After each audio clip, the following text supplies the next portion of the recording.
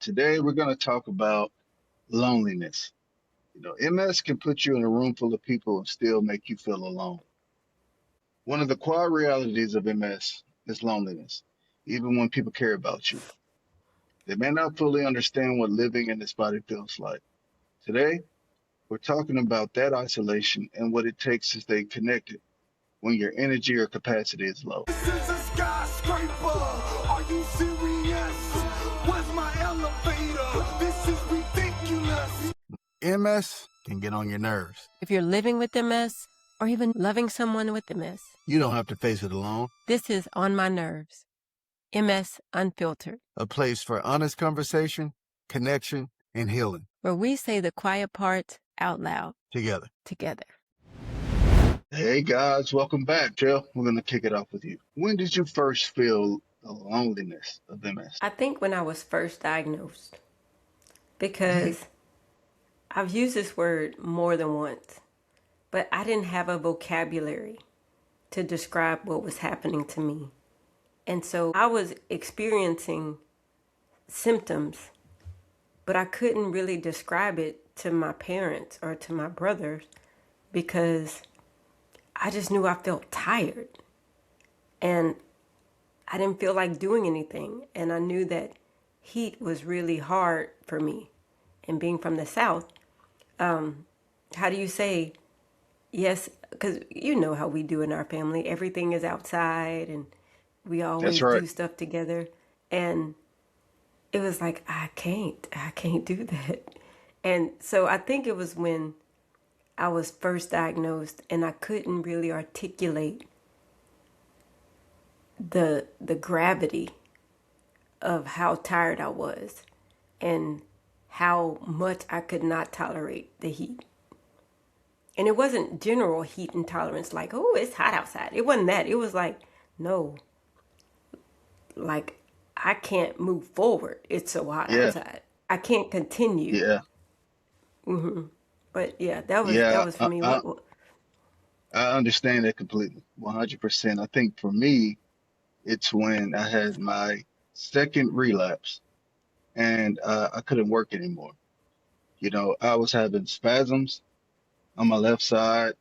Uh, I couldn't, I couldn't walk. My balance just went completely just overboard. I was seeing double vision all the time, and so I really couldn't work. And I tried to rehab enough to return to work, but it just wasn't possible. I was too far along, and so now I'm at home every day, and I can't move, and uh, and that is what brought on the loneliness, which then brought on the depression, and led down the rabbit hole there. Um, Yeah. but yeah, since then though, I have learned to appreciate not the loneliness, but the quietness of it all. Because MS has forced me to slow down, and I appreciate that now. I've learned to love that about this experience instead of the adverse reaction to it. And I've learned how to really enjoy my own company. And I mean, I've always been a very social person and very interactive and front facing. But now, I mean, I'm pretty far along, but I enjoy being with people and I enjoy being by myself. And that was something that I didn't say I didn't like it, but I was less comfortable being by myself. Now, I look forward to it. Before, I was like, that's just so sad. But now I don't see it as loneliness. That's what it is. I see it as time to hang out with myself. Yeah, I I don't see agree. it as loneliness anymore. I've reframed it. I've relabeled it. I don't feel lonely at Right, all. that's true. That to me either. I am alone a lot, but I don't feel lonely at all. Like you, I've learned to appreciate, time alone, learning, living, uh, exploring, So I'm not bored, you know. I'm not bored with anything. And I think that comes with time. Over time, Hmm. you learn to appreciate those moments with yourself. I wouldn't really say I want to spend that time. At first, I didn't want to spend that time alone. It Right. was almost required because Mhm. I was forced to be at home. I was taken off of work for a month because I had had a relapse. And I called the doctor. I was like, "Can you like cut this back because this is horrible. I don't like this." At the beginning, I think there was just this strong need by our family to not let me be by myself all the time because they were afraid for me. And they Yeah. didn't want me to get hurt, or they didn't want me to spiral into, because when you're by yourself, you have a tendency to spiral. So I think it was just being loving. They didn't want me to be by myself a lot Yeah. because they wanted to have their eyes on me, make sure I was okay. Now everybody's older, I'm farther in the disease, and I think they've seen proof positive that I'm okay.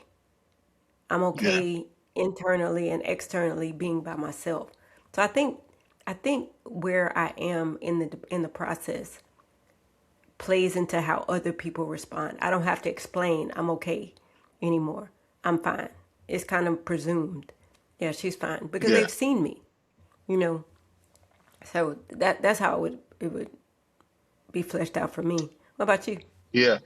Yeah. Well, with yeah, I'm normally the ringleader, or I'm normally rallying everyone, getting everybody together. So I think me being now in this space to where I'm alone more, or I'm more stationary, I would say. People, that's not something that people are used to seeing me. That's not how people are used to seeing me. I think they misunderstand the fact that I'm okay. I'm okay with being alone, and Hmm. I don't feel alone. I'm not lonely. I'm cool. Have you always been We good cool? there? No, no, I have not always been cool. I think cool is a learned behavior. It's a learned response that comes with uh, maturing in this diagnosis. Um, but I can say that once I've learned, once I've accepted the coolness, it's sweet. It's sweet over here. You know, I'm okay with it. I'm okay with it. Although that's a complete 180 from who I was. I'm okay with being alone, and I'm fine. Yeah. Do you think that I felt like I was managing not only my emotions and how I felt about it, I feel like I was managing other people's emotions too. And I think Ooh, that kind of okay. magnified the loneliness because I was like, "No, I'm okay." And at one point I was like, "No, I'm okay," but in my heart I was like, "I hate this." But then Yeah, over time it was like, "No, I'm okay." And I really am okay. Like I really am. I'm good. yeah, So I think yeah. it's where I I, where I am in the process. I can relate to that 100%. Yep. No, I'm okay, guys. You know. Um. Sorry, I lost my thought. Sorry. Are you okay? Yeah, I heard. Yeah, yeah, I'm all right. No, I'm just trying to remember. Oh, Uh. Yeah, okay. Yeah. Okay. Well, here it'll come back. you were saying that. Go ahead. We were It'll talking come. about It'll managing come. other people's. It'll come back. We can circle back Yeah, around yeah, to this. yeah. We'll come back. All right. All right, Bex. So here, let me ask you: have you ever hidden Okay. any symptoms Hmm. from hid them? Have you ever hid them to avoid explaining them, explaining yourself? I. Maybe I did it and I didn't know I was doing it. I don't think I purposely did it. I feel like I'm Yeah. not going to tell the truth if I answer. I think one thing I can think of that I've done is like whenever but then I've told you guys about it. It's not really hiding it. When I feel like I'm off balance, I grip my hand, I grip my fist, so I won't feel off balance. It's like a way of tricking myself into you're okay. You're not off balance. But I'm not hiding anything. I just don't, I think people don't pay enough attention to me to notice that. But I don't think Yeah. I've hidden Yeah. anything. No, I Yeah, don't I think feel I the same have. way. I feel the same way. I don't think I intentionally set out to hide anything, but I do know now that I was in denial early on. So maybe Mm, yes, but I don't a conscious effort to hide anything. I right, think that the now in that state of now, then maybe so, and I'm willing to right, accept that now, that right. that was a behavior that I had, and but no, not consciously. Do you And you think that's know, common for people to hide symptoms? I, You think it's I don't know because yeah, I didn't. me Because either. some things you cannot hide. You cannot hide It's there. when you're Yep, limping. You can't hide when you're not walking as fast as you once did. You right. can't When you're hide the slipping. fact that Yep. right. You can't hide that. So the symptoms, there's nothing to hide because when it gets to Hmm. the place when your disease has gotten to the place where you have to either you have the disease and you're already there or you get there eventually, there's nothing to hide. It's it's it's there. It's there, and it's It's visible, there. and it's loud, and it's present. Once you get to that Mhm. stage. So, Mhm. and then you, I would imagine that you may realize that all that effort to hiding it could have been used somewhere else more effective. In your in your journey along the way to hide the Mhm. symptoms. I can 100% understand how and why people will want to do that. But like we said, I just don't. I wasn't consciously in that situation, so you know. Yeah, I think you're right about the consciously because, like, for example, I've heard friends of mine say if they had a family member with MS, they didn't know they had MS, but they did notice that they always were sitting down. That's right. And and then they would compare. Well, Michelle, because I was at work, this particular friend worked with me, and she was like, "You never are sitting down, but you don't know how far along." One, she's never told you. You found out, secondhand, and also a lot of people don't talk about what they're experiencing. They just kind of are totally fine fading into the wall. So it's not really Hmm. that they're hiding their symptoms; they're hiding themselves so that they won't bring attention to themselves. So, and I guess it just depends on the person, but I mean, we know I've been front facing the whole time. I've worked the whole time. So there was nothing I could hide, really. If it happened, it happened, Hmm. you know? Right. So it was that severe. Go ahead. So I'm sorry. what does that look like in terms of support? What type of support will make you feel more seen, or would have made you feel less lonely in the times that you felt it? I think if there was another person around me that had what I had, it Yeah, wouldn't have felt so lonely. Because I was alone in my disease state, there was no one who could relate to it. So it seemed like I was an outlier. Like I would, they would see things, but I was in an environment where your mental capacity was directly related to how fast you could walk or how fast you could do yeah. something, right? And so, although that's not true, it definitely was an automatic presumption that if you walk slow, you think slow.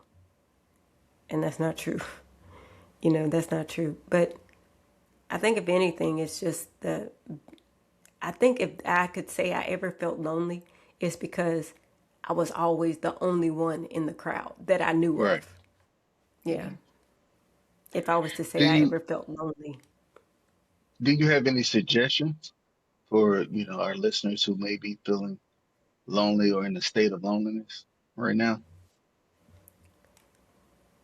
I think my suggestion right now is time. As time goes on, that will fade, but also redirection.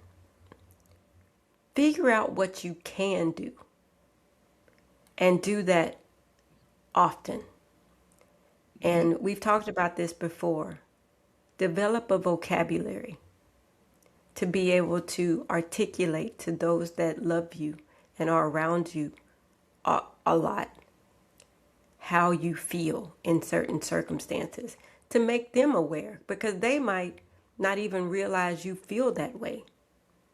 So, being able to say, when we do this, it makes me feel this way, I think it just really breaks barriers because some people just have no idea that that's what you're feeling, Hmm.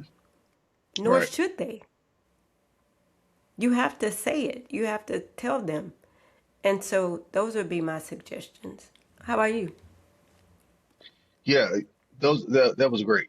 100% that, and also don't feel uh don't feel apprehensive about letting people down.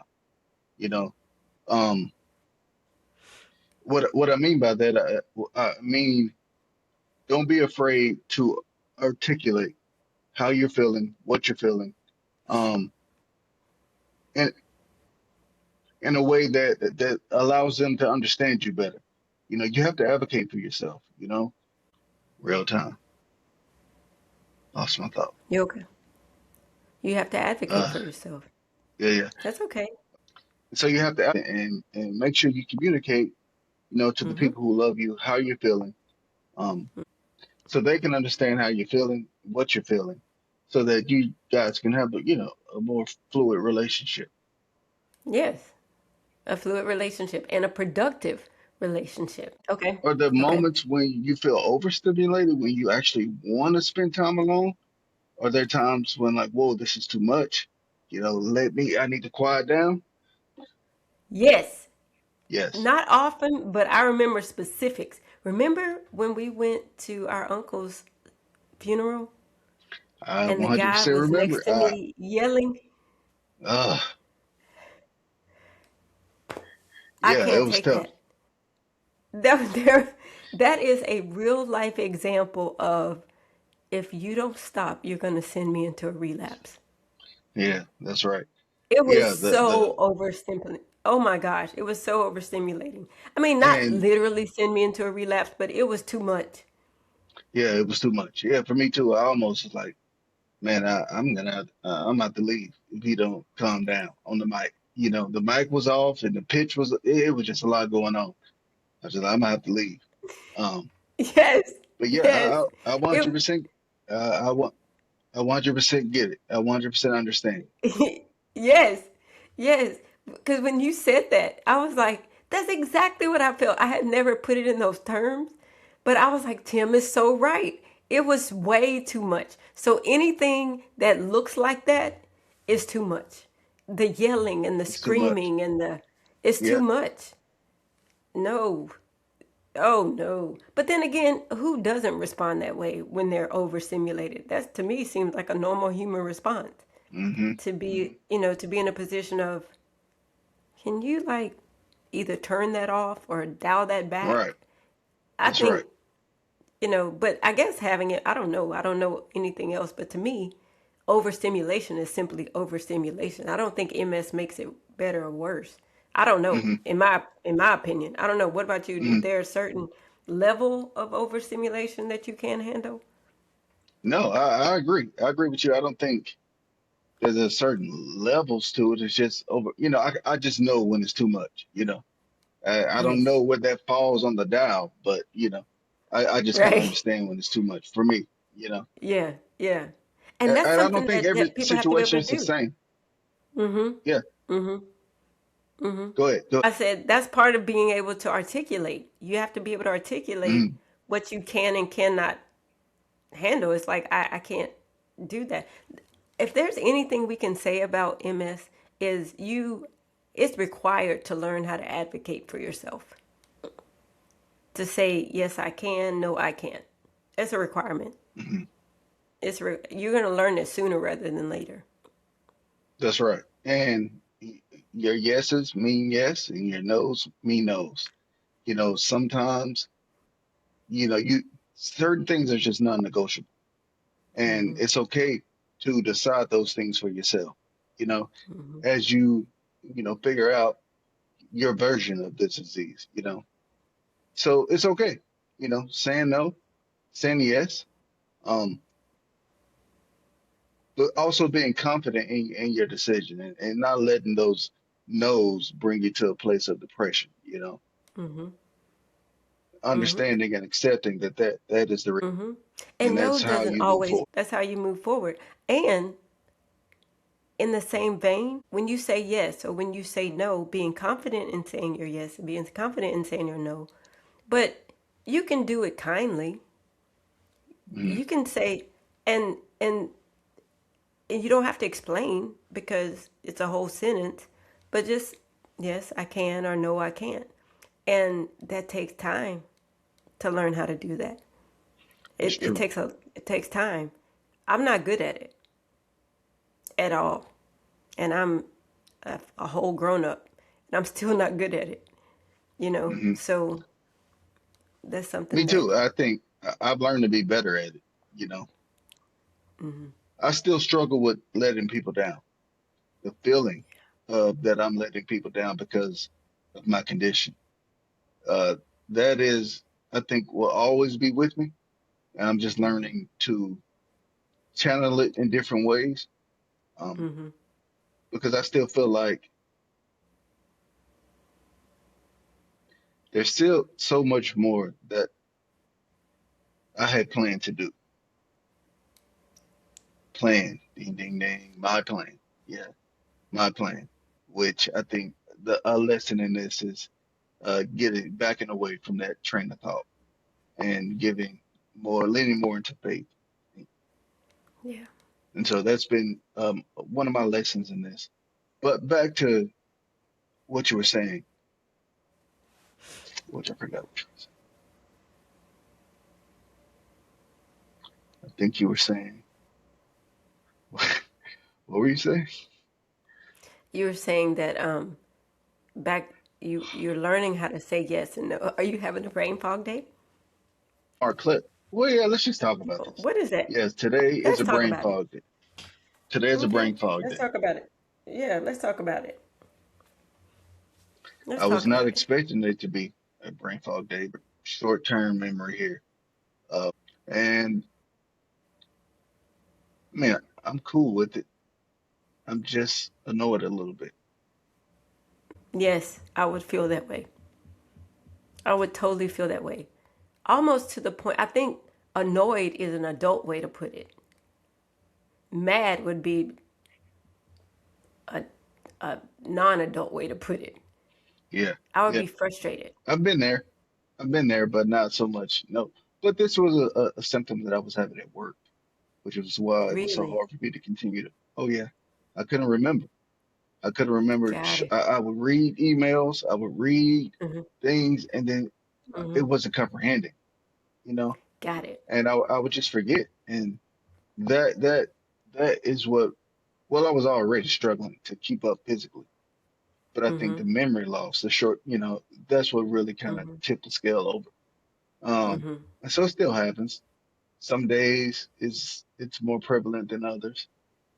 I've learned to accept it about the disease, but this was a Hmm. part that I was really, really struggling with accepting about the disease, which is memory loss. Hmm. Like, what do you mean? You know? Hmm. And I've gotten better with managing it, but it oftentimes makes me feel sick. Really? Yeah, when I can't remember, makes me feel sick. Not really when I'm stumbling around or anything like that. That's cool. But like me forgetting kind of makes me feel sick sometimes. Sick to your stomach, like a physical sickness, No, no, no, or no, no. it makes you Like realize that I do have this disease. Got it. So it it's meant like sick. a Yeah, definite marker. Got it. right. Got it. Got Yeah, it. yeah, for sure. That's a good way to put it. It's a marker. It's like Mm-hmm. like a ping. You know, because moving Mm-hmm. around every day, this memory loss Mm-hmm. that doesn't really happen every day. So when I Mm-hmm. experience it, I'm like, here we go. Once again, it's a reminder. I Yeah. woke up yesterday and from my right knee up to my hip was tight, was spastic. It felt like I had Okay. a straight jacket on, which kind of affected my mobility, which it Okay. happens. Sometimes it's from a knee down, sometimes it's Mm-hmm. from a knee up. Okay. Yesterday was a knee up day. It Okay. goes away, but then it comes back. Okay. And so Okay. being prepared for the nuances, for the different symptoms every day, Mm-hmm. Mm-hmm. um, Mm-hmm. was more difficult. I think now though, I'm more just like, all right, it's a journey out here. What we Right. got today, you know? Right. And Let me today is ask one you a of those question. days. Yeah, I can tell. I can tell. And how would I make you not feel lonely? Or how does someone make you not feel lonely when it happens to you in front of them? Uh, Or does it make you feel lonely? no, no, Okay. loneliness Okay. is not what I feel. I just I feel reminded. I just feel Okay. no, not loneliness. It's more of a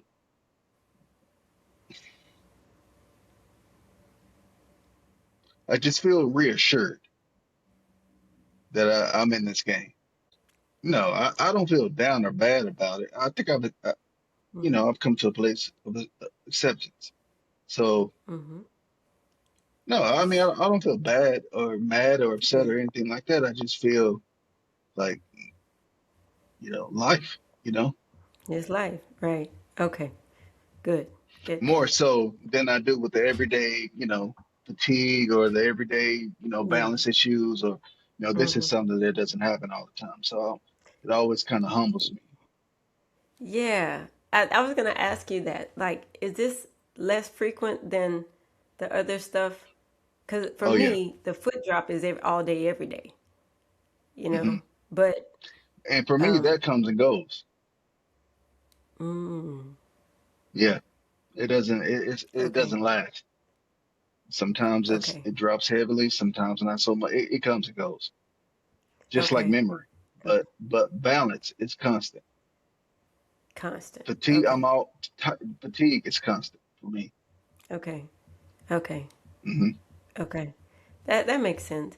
And I think that's another point with having this disease is everything doesn't last. Some things are standard.